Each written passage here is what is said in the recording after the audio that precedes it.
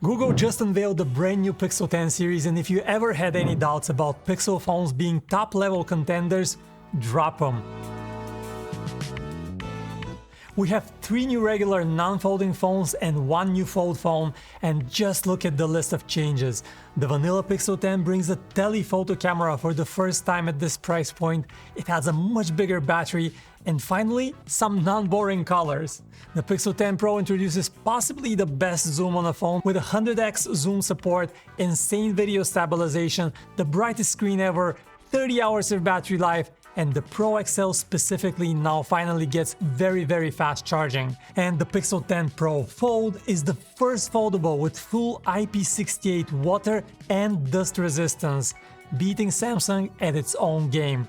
We have all about it in a separate video here, now we'll focus just on the non-folding phones. But my favorite new feature is something long time coming. All new Pixel 10 phones now support Qi 2 magnetic wireless charging. Also, they all come with a TSMC made chip, the Tensor G5. Did I mention AI? You have lots and lots of AI. Alright, first let's start with the Pixel 10. The price is still $800 for a base 128GB model, but unlike an iPhone at that price, Google now gives you a dedicated telephoto camera.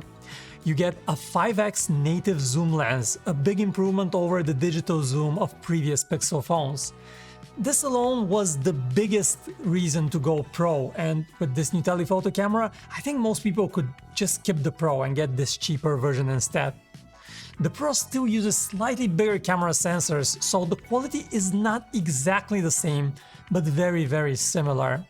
Here's a quick comparison of the Pixel 10 specs with the Pixel 9 from last year. Pause here if you want to look at all the numbers. Next, you have the Tensor G5. All new Pixel 10 models run on this very same chip, and it is finally made by TSMC and not Samsung foundries. What does it mean? Well, picking TSMC is like using SSD storage, fast, cool, reliable. Samsung foundries felt more like running on a loud old hard drive. In pure numbers, you get a CPU that's on average 34% faster and has a 60% faster TPU. Now that latter thing enables a bunch of on-device AI. With Gemini Nano, it's faster and with your data never leaving your phone. Next up, all Pixel 10 phones promise 30-hour battery life. And just look at this battery size.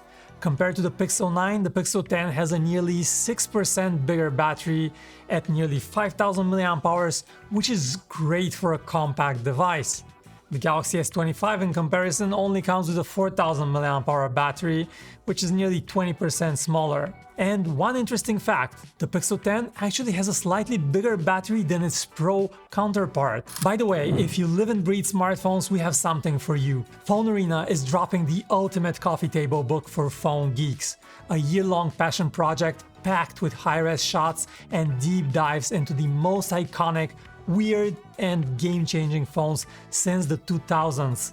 And it's not just us. We've got hot takes and quotes from some of the biggest names in tech YouTube.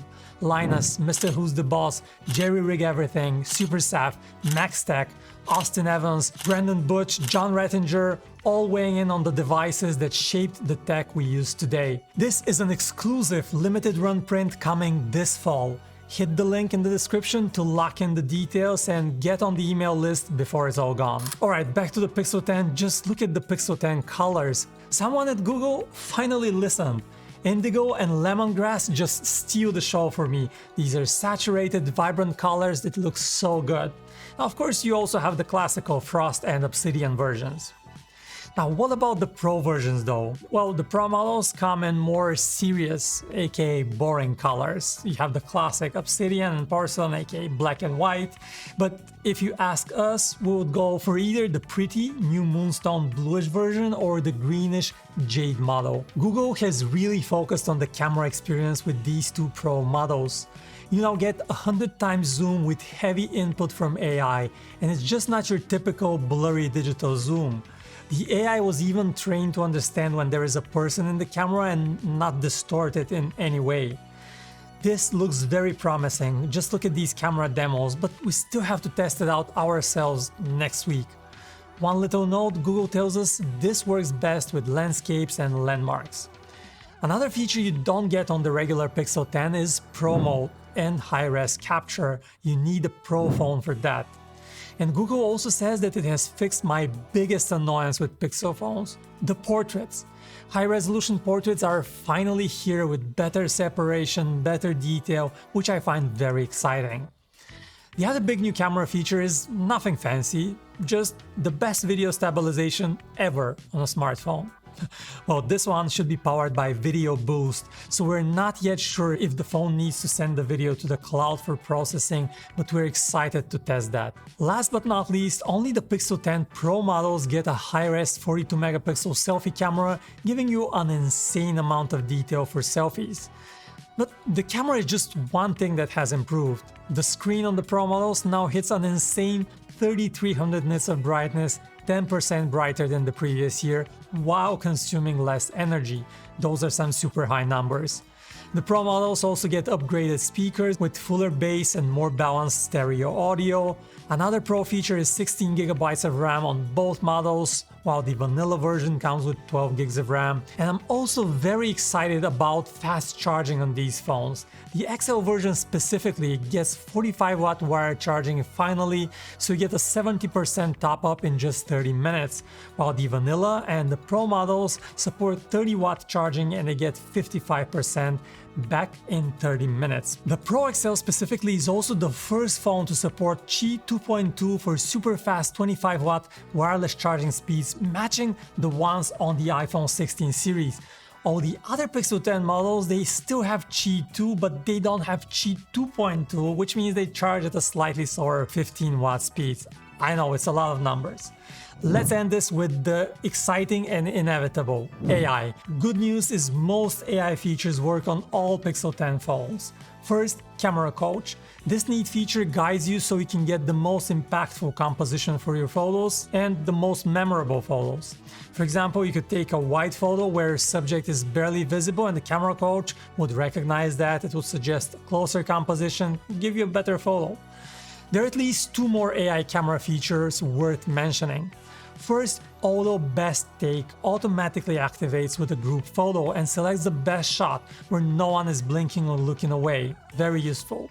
But what is really impressive is using your voice to edit a photo. You can basically speak in natural language saying something like, "Remove the photo bombers," and the Photos app will magically make them disappear.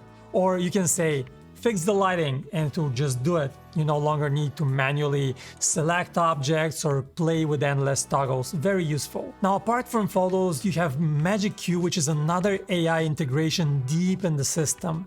It is like smart replies on steroids. For example, it would appear as a bubble when you're texting with someone. Say you're talking about an upcoming dinner reservation. Magic Q will be able to understand that context, pull the details when needed.